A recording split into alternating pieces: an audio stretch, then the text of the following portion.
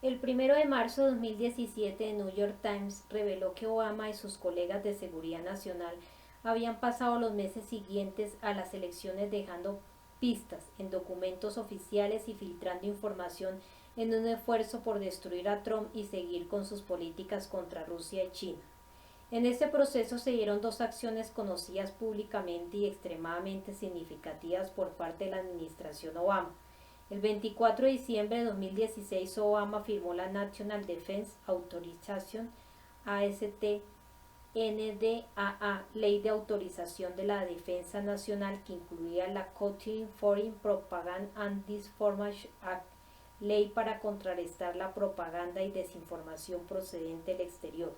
Su objetivo era movilizar a todo el gobierno, medios de comunicación de Estados Unidos, el mundo académico, las ONG y los aliados y socios extranjeros para sacar a la luz y contrarrestar la propaganda y desinformación procedente del exterior dirigida en contra de la seguridad nacional y de los intereses de Estados Unidos y hacer avances proactivos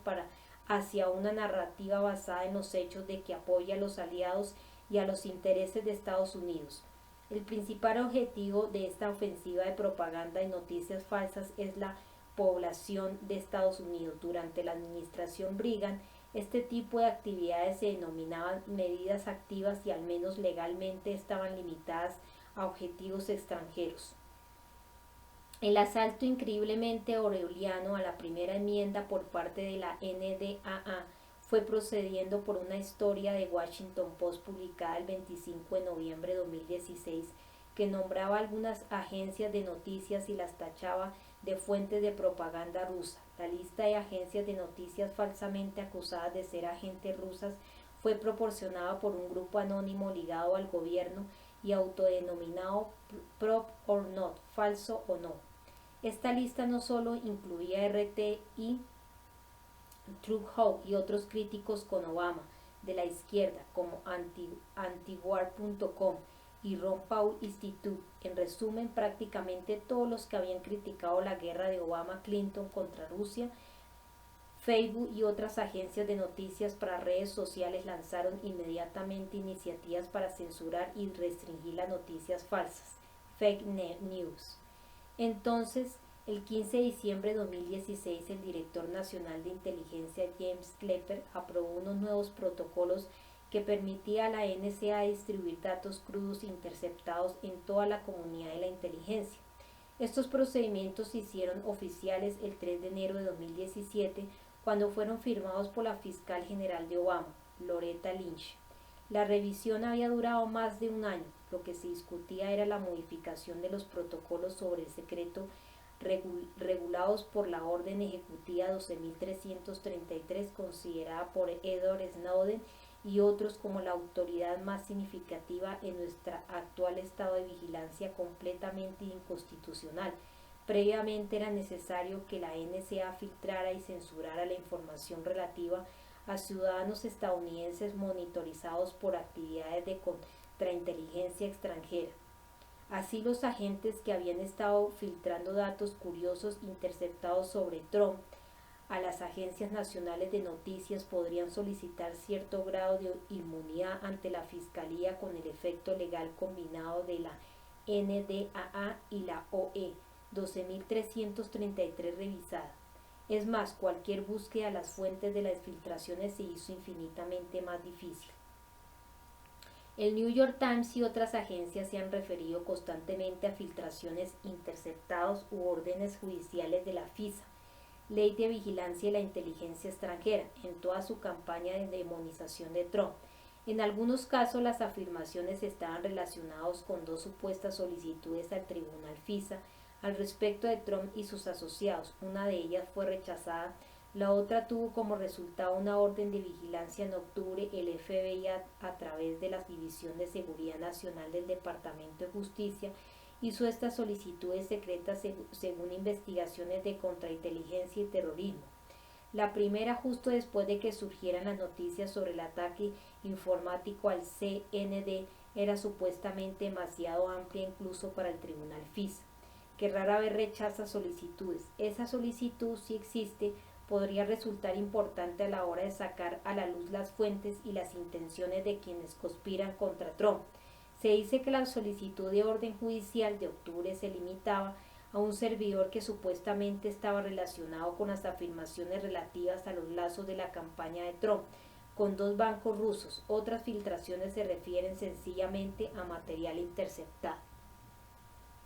La mayoría de los expertos en la materia, incluido el ejecutivo de la NSA William Binet, el embajador Jack Matton y el jefe del gabinete Colin Powell, Lawrence Wilkerson, coinciden en que la fuente más probable de estas filtraciones sea la información cruda interceptada por la NSA, amparada por la OE 12333 o material interceptado por el Cuartel General de Comunicaciones del Gobierno GCHQ, por sus siglas en inglés, el equivalente británico de la NSA que funciona según la OE 12333, sin ninguna de las restricciones de la ley de Estados Unidos. El GCHQ monitoriza las comunicaciones de todos los canales mundiales mediante cables que pasan por el fondo del Atlántico. La prensa británica recoge que el jefe del GCHQ habría sido misteriosamente despedido en mitad de las disputas sobre el tema Trump-Rusia. Para añadir una pieza más al puzzle, Wikileaks publicó las herramientas para ataques informáticos de la CIA, que incluyen la habilidad para llevar a cabo operaciones bajo bandera falsa. En otras palabras, la CIA, el MI6 y su inteligencia aliada pueden realizar ataques informáticos y dejar una huella que los atribuye a otros gobiernos, como por ejemplo el ruso. Larry Johnson, ex analista de la CIA, escribió en su blog No Quarter que al menos algunas de las comunicaciones interceptadas de ayudantes de Trump, de las que informó el New York Times el 20 de enero, fueron realizadas por las entidades extranjeras, y esto se hizo con el conocimiento de agentes de la administración de Obama. Después Johnson comenta el acuerdo entre la NSA y la agencia de espías británica, el GCHQ, en el que según los protocolos estándar de trabajo, el GCHQ intercepta comunicaciones de una manera que sería ilegal para una agencia de Estados Unidos según la ley de este país,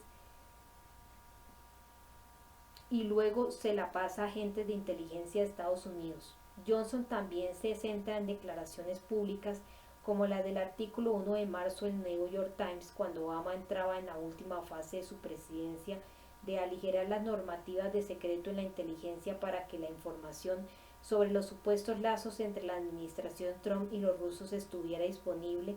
para un gran número de personas y para los aliados europeos. El 15 de febrero, Newsweek informó que los países de la OTAN, bajo mando británico, habían iniciado una amplia recopilación de datos de inteligencia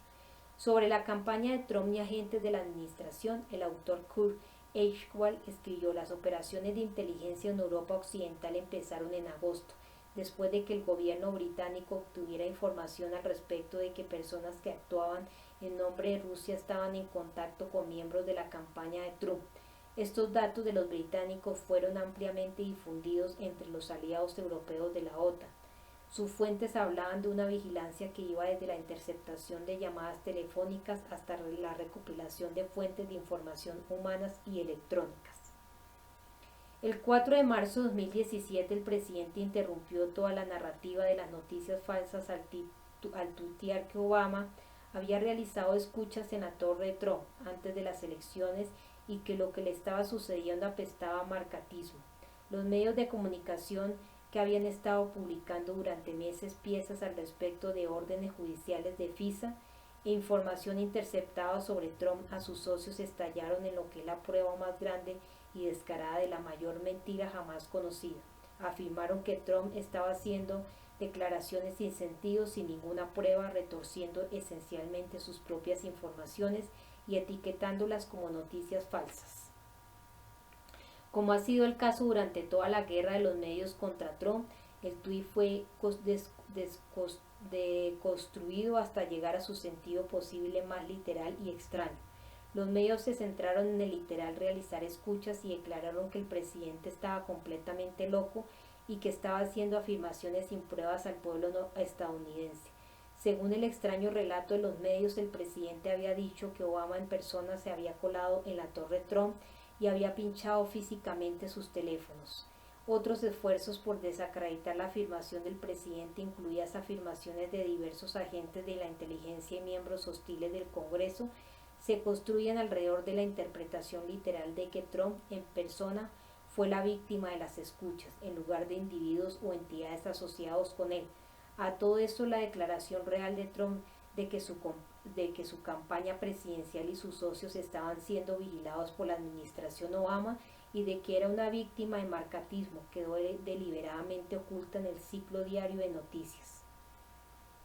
Trump podía tener un as en la manga en lo relativo a las escuchas ilegales. Es cierto que Obama no puede haber sido quien ordenó las escuchas de los teléfonos de la organización Trump en Nueva York. El presidente no puede ordenar algo así de forma legal. Supuestamente el FBI o el Director Nacional de Inteligencia solicitaron al Tribunal de Vigilancia e Inteligencia Extranjera, FISC, por sus siglas en inglés, formado por jueces federales de Estados Unidos, una orden judicial para llevar a cabo dicha vigilancia basándose o bien en inteligencia extranjera al respecto de una persona de Estados Unidos, lo que implicaría al Director Nacional de Inteligencia, o una orden de escucha para una investigación criminal de tipo 3,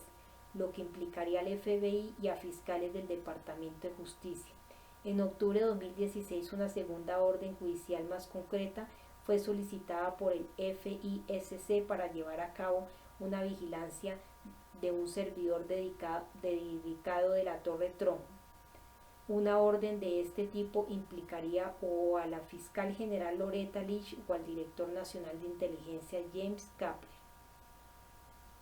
La historia, que fue publicada en primer lugar en Breitbart News, decía que en junio de 2016 el FBI, Departamento de Justicia o el Director Nacional de Inteligencia solicitaron al FISC que monitorizara las comunicaciones de Trump y agentes de su organización y campaña presidencial.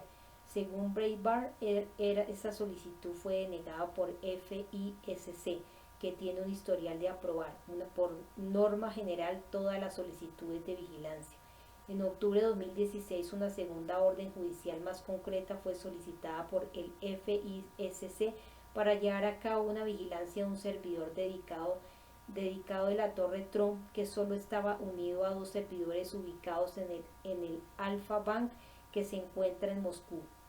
La historia sobre la solicitud de una orden judicial al FISC para el servidor de Trump proviene exclusivamente de la exministro Tory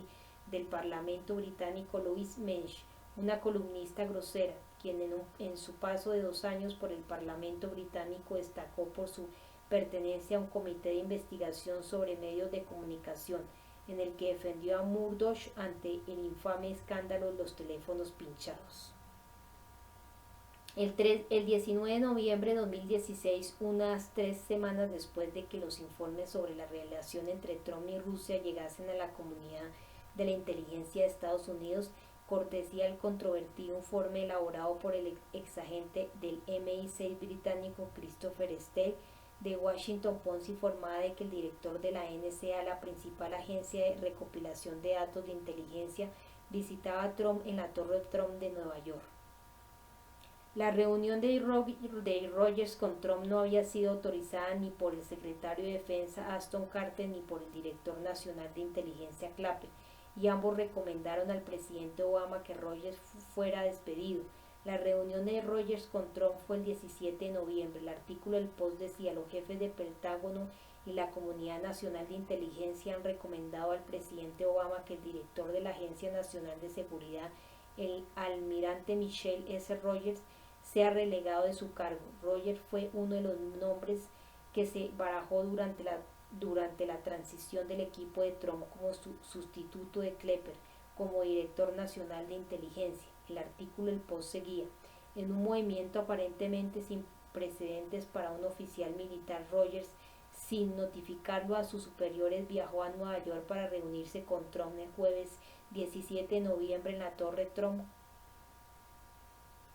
Es muy posible que Trump fuera informado por Rogers de un ardid por parte de la NSA, autorizado por Clapper. que se usa normalmente para eludir los requerimientos tanto de la FISA como de las órdenes judiciales de tipo 3. Si la NSA hubiera ordenado llevar a cabo una vigilancia de la Torre Trump con la excusa de estar haciendo un ejercicio de entrenamiento, podría haberse eludido la ley federal aplicable. En el pasado, la NSA llevó a cabo un ejercicio de entrenamiento de ese tipo para escuchar las llamadas telefónicas entre el secretario de Estado Colin Powell y el gobernador de Nuevo México Bill Richardson. Richardson confirmó posteriormente que su teléfono había sido pinchado por la NSA mientras estaba llevando a cabo negociaciones extraoficiales con Corea del Norte aprobados por Powell.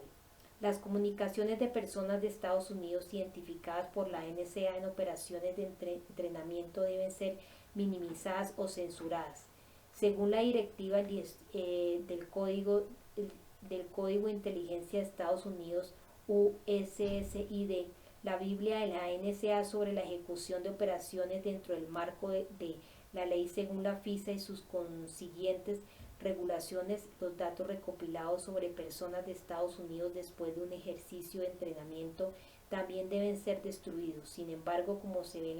la vigilancia de Powell y Richardson y como se retrata fielmente en la película de ficción Enemigo Público que se produjo con el asesoramiento de un alto oficial de la NSA jubilado, esto no siempre es así. En agosto de 2016,